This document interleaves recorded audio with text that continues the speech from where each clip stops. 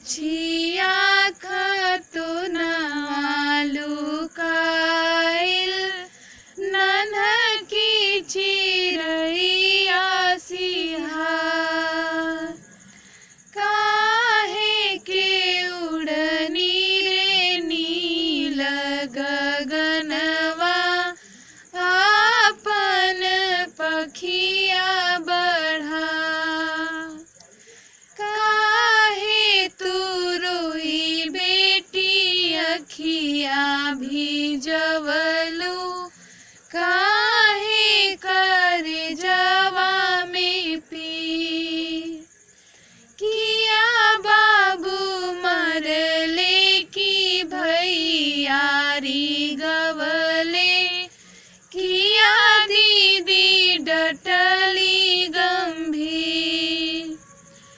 नहीं बाबू मरले न भैया री गवले। दीदियों न डटली गंभीर।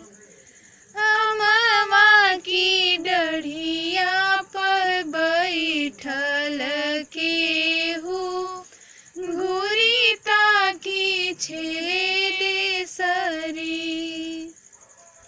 सुनी ले हूँ बेटी हो सुनी ले हूँ बतिया।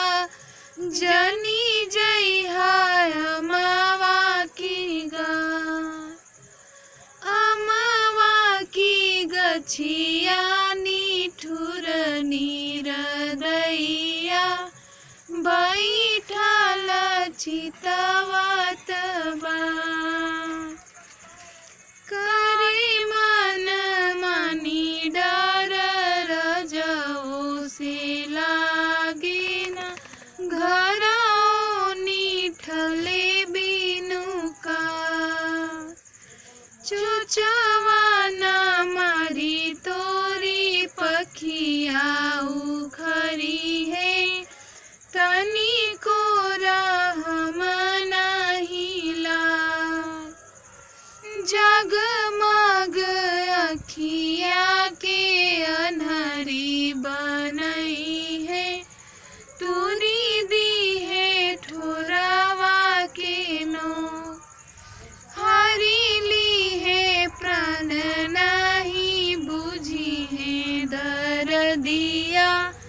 छुरिया करजवा में भो। गिरल धरतिया पर देखत बदनवा। दौड़ल आई जइहेगी। नोची नोची खाई है या परब मनई है। मन सा करन बदेसी। भल समझवलू सिखवलू बुझवलू। माई हो हमके ज्ञान। लोहवा न चोचवाया पथले के पखिया। उड़ी जायो देखी के जा।